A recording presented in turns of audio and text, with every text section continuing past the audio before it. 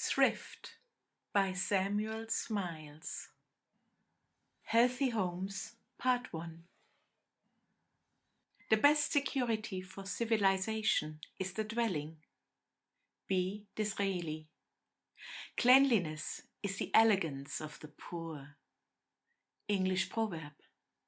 Sanitas sanitatum et omnia sanitas. Julius Minocius. Virtue never dwelt long with filth and nastiness. Count Ramford. More servants wait on man than he'll take notice of. In every path he treads down that which doth befriend him. When sickness makes him pale and wan. George Herbert. Health is said to be wealth. Indeed, all wealth is valueless without health. Every man who lives by labor, whether of mind or body, regards health as one of the most valuable of possessions. Without it, life would be unenjoyable. The human system has been so framed as to render enjoyment one of the principal ends of physical life. The whole arrangement, structure, and functions of the human system are beautifully adapted for that purpose. The exercise of every sense is pleasurable. The exercise of sight, hearing, taste, touch, and muscular effort. What can be more pleasurable, for instance, than the feeling of entire health? Health, which is the sum total of the functions of life, duly performed. Enjoyment, says Dr. Southwood Smith, is not only the end of life, but it is the only condition of life which is compatible with a protracted term of existence. The happier a human being is, the longer he lives. The more he suffers, the sooner he dies. To add to enjoyment is to lengthen life. To inflict pain is to shorten its duration. Happiness is the rule of healthy existence. Pain and misery are its exceptional conditions. Nor is pain altogether an evil. It is rather a salutary warning. It tells us that we have transgressed some rule, violated some law, disobeyed some physical obligation. It is a monitor which warns us to amend our state of living. It virtually says, return to nature, observe her laws, and be restored to happiness. Thus, paradoxical though it may seem, pain is one of the conditions of the physical well-being of man, as death, according to Dr. Thomas Brown, is one of the conditions of the enjoyment of life.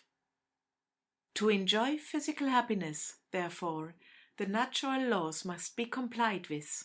To discover and observe these laws, man has been endowed with the gift of reason. Does he fail to exercise this gift? Does he neglect to comply with the law of his being? Then pain and disease are the necessary consequence. Man violates the laws of nature in his own person, and he suffers accordingly. He is idle and overfeeds himself. He is punished by gout, indigestion, or apoplexy. He drinks too much. He becomes bloated, trembling, and weak. His appetite falls off, his strength declines, his constitution decays, and he falls a victim to the numerous diseases which haunt the steps of the drunkard. Society suffers in the same way. It leaves districts undrained and streets uncleaned. Masses of the population are allowed to live crowded together in unwholesome dens, half poisoned by the mephitic air of the neighborhood. Then a fever breaks out, or a cholera, or a plague. Disease spreads from the miserable abodes of the poor into the comfortable homes of the rich, carrying death and devastation before it.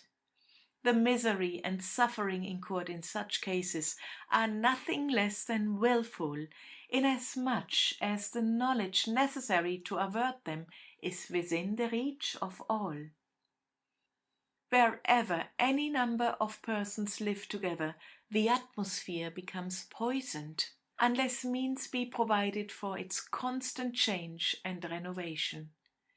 If there be not sufficient ventilation, the air becomes charged with carbonic acid, principally the product of respiration. Whatever the body discharges becomes poison to the body if introduced again through the lungs. Hence the immense importance of pure air. A deficiency of food may be considerably less injurious than a deficiency of pure air. Every person above 14 years of age requires about 600 cubic feet of shut-up space to breathe in during the 24 hours. Footnote 1. Where 600 cubic feet of space is allowed, the air requires to be changed by ventilation 5 times in the hour in order to keep it pure. The best amount of space to be allowed for a healthy adult is about 800 cubic feet. The air which is breathed becomes so rapidly impure that a constant supply of fresh air must be kept up to make the air of the shut-up space fit for breathing. The following are some amounts of space per head which are met with in practice. Artisan rooms, 200 cubic feet. Metropolitan lodging houses, 240 cubic feet. Poor law board dormitories, 300 cubic feet. Barrack regulation, 60 cubic feet. The best hospitals, 1,500 to 2,000 cubic feet. End of footnote 1. If he sleeps in a room of smaller dimensions, he will suffer more or less, and gradually approach the condition of being smothered. Shut up a mouse in a glass receiver, and it will gradually die by re-breathing its own breath. Shut up a man in a confined space, and he will die in the same way. The English soldiers expired in the Black Hole of Calcutta because they wanted pure air. Thus about half the children born in some manufacturing towns die before they are 5 years old, principally because they want pure air. Humboldt tells of a sailor who was dying of fever in the close hold of a ship. His comrades brought him out of his hold to die in the open air. Instead of dying, he revived and eventually got well. He was cured by the pure air. The most common result of breathing impure air amongst adults is fever. The heaviest municipal tax, said Dr. Southwood Smith, is the fever tax. It is estimated that in Liverpool some 7,000 persons are yearly attacked by fever, of whom about 500 die. Fever usually attacks persons of between 20 and 30, or those who generally have small families depending on them for support. Hence, death from fever, by causing widowhood and orphanage, impose a very heavy tax upon the inhabitants of all the large manufacturing towns.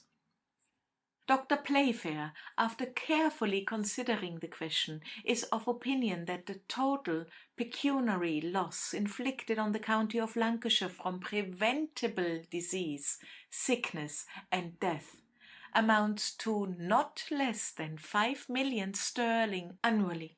But this is only the physical and pecuniary loss. The moral loss is infinitely greater. Where are now the happy humble swains and the gentle shepherds of the old English poets? At the present time they are nowhere to be found. The modern Strephon and Phyllis are a very humble pair, living in a clay-floored cottage and maintaining a family on from 12 to 15 shillings a week. And so far from Strephon spending his time in sitting by a purling stream, playing roundelays upon a pipe, Poor fellow, he can scarcely afford to smoke one. His hours of labor are so long, and his wages are so small. As for Daphnis, he's allowed, and can neither read nor write, nor is his Chloe any better. Phineas Fletcher thus sang of the shepherd's home. Thrice, oh thrice, happy shepherd's life and state, when courts are happinessy, unhappy pawns. His cottage low and safely humble gate shuts out proud fortune with her scorns and fawns. No feared treason breaks his quiet sleep, singing all day his flocks he learns to keep, himself as innocent as are his simple sheep. His certain life, that never can deceive him, is full of thousand sweets and rich content. The smooth-leaved beeches in the field receive him with coolest shades, till noontide's rage is spent. His life is neither tossed in boisterous seas of troublous world, nor lost in slothful ease. Pleased and full blessed he lives, when he his God can please. Where, oh where, has this gentle shepherd gone? Have spinning jennies swallowed him up? Alas, as was observed of Mrs. Harris, there is no such person. Did he ever exist? We have a strong suspicion that he never did, save in the imaginations of poets. Before the age of railroads and sanitary reformers, the pastoral life of the Acadians was a beautiful myth. The Blue Book men have exploded it forever. The agricultural laborers have not decent houses, only miserable huts to live in. They have but few provisions for cleanliness or decency. 2 rooms for sleeping and living in are all that the largest family can afford. Sometimes they have only 1. The day room, in addition to the family, contains the cooking utensils, the washing apparatus, agricultural implements, and dirty clothes.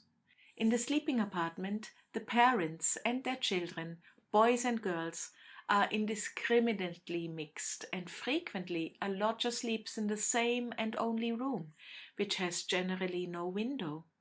The openings in the half-thatched roof admitting light, and exposing the family to every vicissitude of the weather. The husband, having no comfort at home, seeks it in the beer shop. The children grow up without decency or self-restraint. As for the half-hearted wives and daughters, their lot is very miserable. It is not often that village affairs are made the subject of discussion in newspapers, for the power of the press has not yet reached remote country places. But we do hear occasionally of whole villages being pulled down and razed in order to prevent them becoming nests of beggars' brats. A member of parliament did not hesitate to confess before a parliamentary committee that he had pulled down between 26 and 30 cottages, which, had they been left standing, would have been inhabited by young married couples. And what becomes of the dispossessed?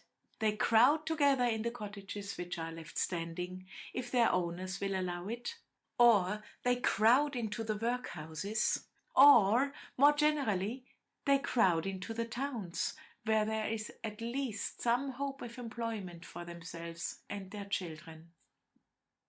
Our manufacturing towns are not at all what they ought to be, not sufficiently pure, wholesome, or well regulated.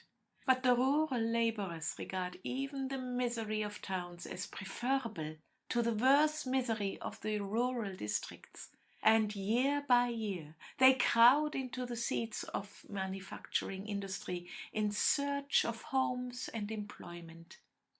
This speaks volumes as to the actual state of our boasted peasantry, the country's pride. The intellectual condition of the country labourers seems to be on a par with their physical state. Those in the western counties are as little civilized as the poor people in the east of London. A report of the Diocesan Board of the County of Hereford states that a great deal of the superstition of past ages lingers in our parishes. The observation of lucky and unlucky days and season is by no means unusual. The phases of the moon are regarded with great respect. In one, medicine may be taken, in another it is advisable to kill a pig. Over the doors of many houses may be found twigs placed crosswise and never suffered to lose their cruciform position, and the horseshoe preserves its old station on many a stable door. Charms are devoutly believed in. A ring made from a shilling, offered at the communion, is an undoubted cure for fits. Hair plucked from the crop of an ass's shoulder and woven into a chain to be put round a child's neck is powerful for the same purpose. And the hand of a corpse applied to the neck is believed to disperse a ven. The evil eye, so long dreaded in uneducated countries, has its terrors among us, and if a person of ill life be suddenly called away, there are generally some who hear his tokens or see his ghost. There exists, besides, the custom of communicating death to hives of bees, in the belief that they invariably abandon their owners if the intelligence be withheld. Sidney Smith has said, with more truth than elegance, that in the infancy of all nations, even the most civilized, men lived the life of pigs. And if sanitary reporters had existed in times past as they do now, we should doubtless have received an account of the actual existence and domestic accommodation of the old English swains and shepherds, very different from that given by Phineas Fletcher. Even the mechanics of this day are more comfortably lodged than the great landed gentry of the Saxon and Norman periods, and if the truth could be got at, it would be found that, bad as is the state of our agricultural labourers now, the condition of their forefathers was no better. The first method of raising a man above the life of an animal is to provide him with a healthy home. The home is, after all, the best school for the world. Children grow up into men and women there. They imbibe their best and their worst morality there, and their morals and intelligence are in a great measure well or ill trained there. Man can only be really and truly humanized and civilized through the institution of the home. There is domestic purity and moral life in the good home, and individual defilement and moral death in the bad one. The schoolmaster has really very little to do with the formation of the characters of children. These are formed in the home by the father and mother, by brothers, sisters, and companions. It does not matter how complete may be the education given in schools. It may include the whole range of knowledge, yet if the scholar is under the necessity of daily returning to a home which is indecent, vicious, and miserable, all this learning will prove of comparatively little value. Character and disposition are the result of home training, and if these are, through bad physical and moral conditions, deteriorated and destroyed, the intellectual culture acquired in the school may prove an instrumentality for evil rather than for good. The home should not be considered merely as an eating and sleeping place, but as a place where self-respect may be preserved, and comfort secured, and domestic pleasures enjoyed. 3/4 of the petty vices which degrade society and swell into crimes which disgrace it would shrink before the influence of self-respect. To be a place of happiness, exercising beneficial influences upon its members, and especially upon the children growing up within it, the home must be pervaded by the spirit of comfort, cleanliness, affection, and intelligence. And in order to secure this, the presence of a well-ordered, industrious and educated woman is indispensable. So much depends upon the woman that we might almost pronounce the happiness or unhappiness of the home to be the woman's work. No nation can advance except through the improvement of the nation's homes, and these can only be improved through the instrumentality of women. They must know how to make homes comfortable, and before they can know, they must have been taught. Women must, therefore, have sufficient training to fit them for their duties in real life. Their education should be conducted throughout with a view to their future position as wives, mothers, and housewives. But amongst all classes, even the highest, the education of girls is rarely conducted with this object. Amongst the working people, the girls are sent out to work. Amongst the higher classes, they are sent out to learn a few flashy accomplishments, and men are left to pick from them, very often with little judgment, the future wives and mothers of England. Men themselves attach little or no importance to the intelligence or industrial skill of women, and they only discover their value when they find their home stupid and cheerless. Men are caught by the glance of a bright eye, by a pair of cherry cheeks, by a handsome figure, and when they fall in love, as the phrase goes, they never bethink them of whether the loved one can mend a shirt or cook a pudding. And yet the most sentimental of husbands must come down from his ecstatics as soon as the knot is tied, and then he soon enough finds out that the clever hands of a woman are worth far more than her bright glances. And if the shirt and pudding qualifications be absent, then woe to the unhappy man, and woe also to the unhappy woman. If the substantial element of physical comfort be absent from the home, it soon becomes hateful. The wife, notwithstanding all her good looks, is neglected, and the public house separates those whom the law and the church have joined together. Men are really desperately ignorant respecting the home department. If they thought for a moment of its importance, they would not be so ready to rush into premature housekeeping.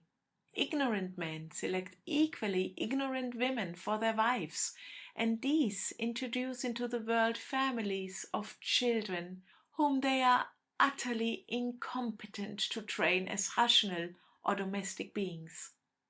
The home is no home, but a mere lodging, and often a very comfortless one. We speak not merely of the poorest labourers, but of the best paid workmen in the large manufacturing towns. Men earning from 2 to 3 pounds a week, or more than the average pay of curates and bankers' clerks, though spending considerable amounts on beer, will often grudge so small a part of their income as half a crown a week to provide decent homes for themselves and their children. What is the consequence? They degrade themselves and their families. They crowd together in foul neighborhoods, into dwellings possessing no element of health or decency, where even the small rental which they pay is in excess of the accommodation they receive. The results are inevitable: loss of self-respect, degradation of intelligence, failure of physical health, and premature death. Even the highest-minded philosopher, placed in such a situation, would gradually gravitate towards brutality. But the amount thus saved, or rather not expended on house rent, is not economy, it is reckless waste. The sickness caused by the bad dwelling involves frequent interruptions of work, and drains upon the savings bank or the benefit society, and a final and rapid descent to the poor rates. Though the loss to the middle and upper classes is great, the loss is not for a moment to be compared with that which falls upon the working classes themselves through their neglect in providing wholesome and comfortable dwellings for their families. It is, perhaps, not saying too much to aver that one half the money expended by benefit societies in large towns may be set down as pecuniary loss arising from bad and unhealthy homes. But there is a worse consequence still. The low tone of physical health thereby produced is one of the chief causes of drunkenness. Mr. Chadwick once remonstrated with an apparently sensible workman on the expenditure of half his income on whisky. His reply was, "Do you, sir, come and live here, and you will drink whisky too." Mr. Lee says, "I would not be understood that habits of intoxication are wholly due to a defective sanitary condition, but no person can have the experience I have had without coming to the conclusion that unhealthy and unhappy homes, loss of vital and consequently of industrial energy, and a consciousness of inability to control external circumstances induce thousands to escape from miserable depression in the temporary excitement of noxious drugs and intoxicating liquors.